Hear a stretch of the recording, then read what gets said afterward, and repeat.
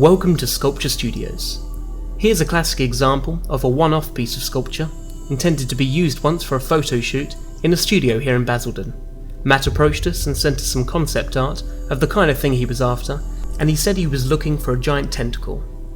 Something similar to a giant octopus or an interpretation of the kraken that you would see in the movies. This needed to be oversized and dramatically posed. Up until now we've only ever made one octopus in the past, and this was created in a friendly and more vibrant cartoon style, designed for a child audience at Thorpe Park here in the UK.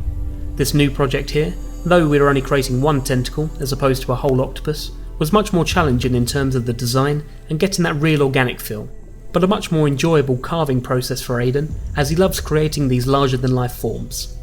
With a shape like this, he begins by using off-cut materials to block out a rudimentary form and bonds it all together using a foam. He then begins carving.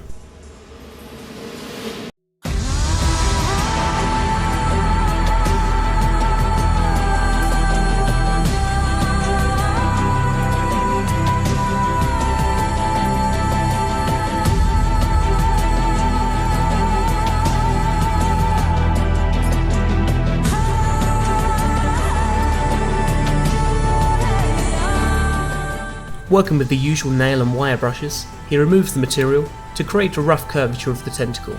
He moves to finer and finer tools to begin working on the more detailed areas.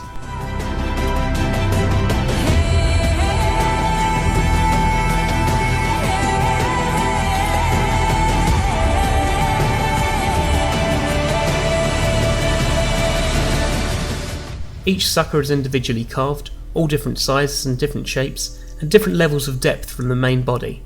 A lip around the edge of the suckers is added to give that real fleshy feel, as though there's flexibility and structure to the animal's skin. Aden uses stonemason rifflers and different grades of sandpapers to create the detail. He's trying to keep a level of uniformity, as nature has its own way of somehow creating patterns and neat designs, but he also needs to have a good feel for randomness and making each detail feel unique in its own way.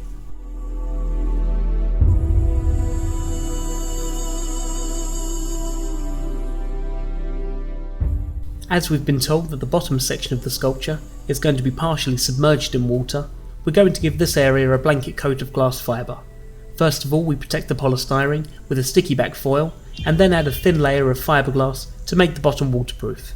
The rest of the sculpture will just have a plaster finish, as it's only intended to last for one day.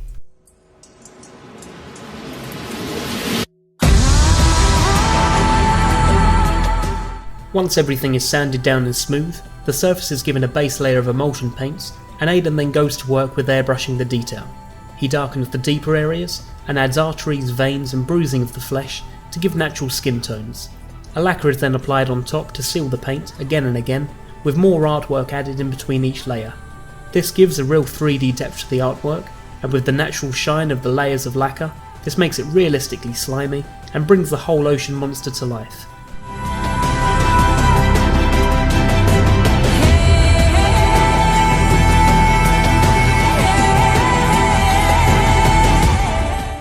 The tentacle was transported to the studio location and set up as part of a promotional photo shoot to advertise the new Nikon D810.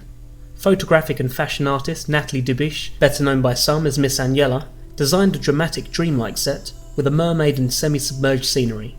With the tentacle added to the back of the shot for more drama, alongside the water movement and the lighting design, the artist was able to capture a dramatic and eccentric moment.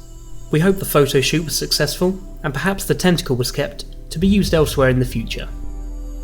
Please feel free to leave any comments below, as they're always appreciated, and hit the subscribe button for our latest videos.